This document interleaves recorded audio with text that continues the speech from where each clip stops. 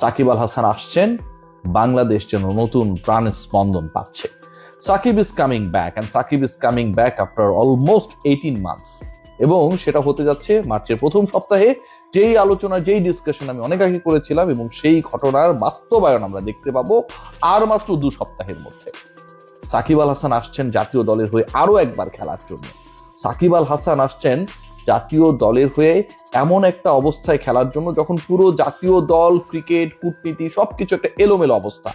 T20 বিশ্বকাপে বাংলাদেশের participation নেই, ওয়ানডে র্যাঙ্কিং এ বাংলাদেশ র্যাঙ্ক 10, পরের বিশ্বকাপে বাংলাদেশ সরাসরি খেলতে পারবে কি পারবে না সেটা নিয়ে যখন ঘোর অনিশ্চয়তা, ঠিক তখন বাংলাদেশের অসংখ্য স্বর্ণালী সময়ের কান্ডারি Shakib Al Hasan is coming back after 18 months, জাতীয় দলের হয়ে খেলার জন্য, জাতীয় দলকে উদ্ধার করার জন্য, শেরে বাংলাকে আরো একবার বাঘেদের গর্জনে উচ্চকিত করবার জন্য।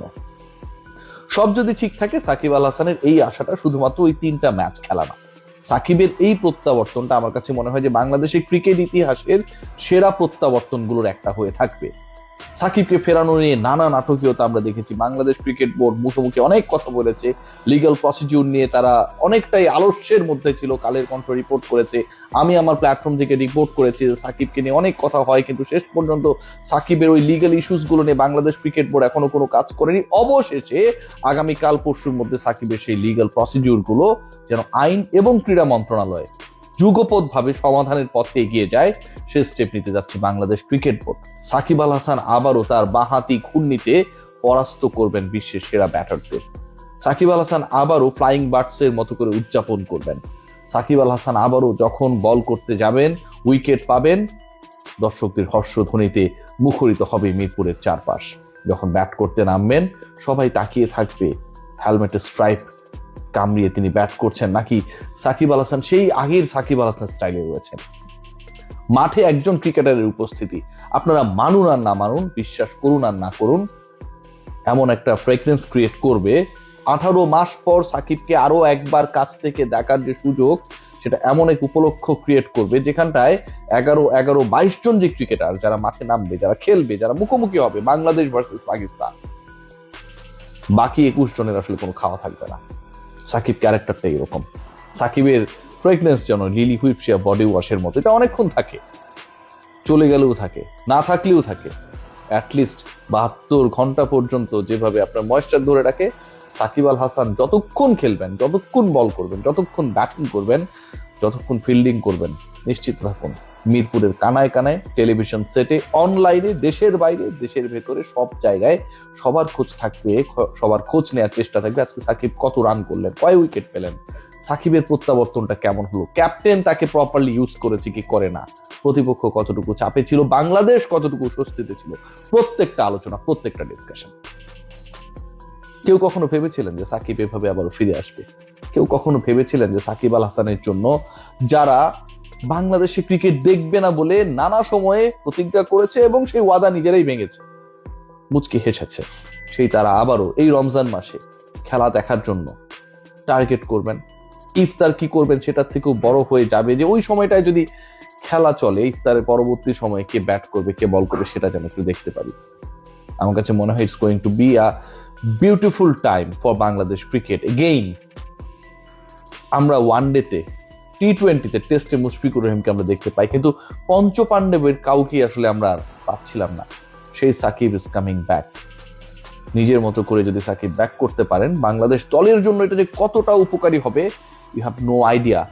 10 নম্বর র্যাঙ্ক বাংলাদেশ, একটু আগে বলছিলাম যে দলটা আসলে পরের বিশ্বকাপ অনিশ্চিত এখন পর্যন্ত, এবং বাংলাদেশ কতগুলো বাইলেটোরাল সিরিজ সামনে পাবে, কারণ অনেক দলই বাংলাদেশের সাথে ভারত এবং বাংলাদেশের ক্রিকেটীয় সম্পর্কের যে তিক্ততা, সেটার কারণে খেলতে অনাগ্রহী হতেই পারে। সেই জায়গায় এই সিরিজটা কত গুরুত্বপূর্ণ, কয়েকটা কারণে গুরুত্বপূর্ণ, শুধু সাকিবের উপস্থিতি না। সাকিবের উপস্থিতি স্বস্তি দেবে, এবং সেই স্বস্তির জায়গাটা যদি আমি বিশ্লেষণ করি, র্যাঙ্ক 10th বাংলাদেশের এই মুহূর্তে র্যাঙ্কিং পয়েন্ট বা রেটিং পয়েন্ট হচ্ছে 76, এবং বাংলাদেশের উপরে থাকা উইন্ডিজের হচ্ছে 77। আপনি যদি টপ 4 এর মধ্যে থাকা পাকিস্তান 105 রেটিং পয়েন্ট নিয়ে, যে দলটার নাম্বার 4 এর মধ্যে রয়েছে, সেই দলকে হারাতে পারেন, সেই দলকে আপনি হোয়াইট ওয়াশ করতে পারেন, আমি বিশ্বাস করি বাংলাদেশ দল সেটা করতে পারবে, সেই যোগ্যতা তাদের রয়েছে। অথবা সিরিজটা জিততে পারেন, বাংলাদেশের পয়েন্ট বেড়ে 80-র কাছাকাছি হয়ে যাবে, বাংলাদেশের র্যাঙ্কিং 10 থেকে হয়ে যাবে 9, বাংলাদেশ উইন্ডিজকে টপকে যাবে, বাংলাদেশ অনেকটা 8 নম্বরে থাকা ইংল্যান্ডের কাছাকাছি চলে যাবে।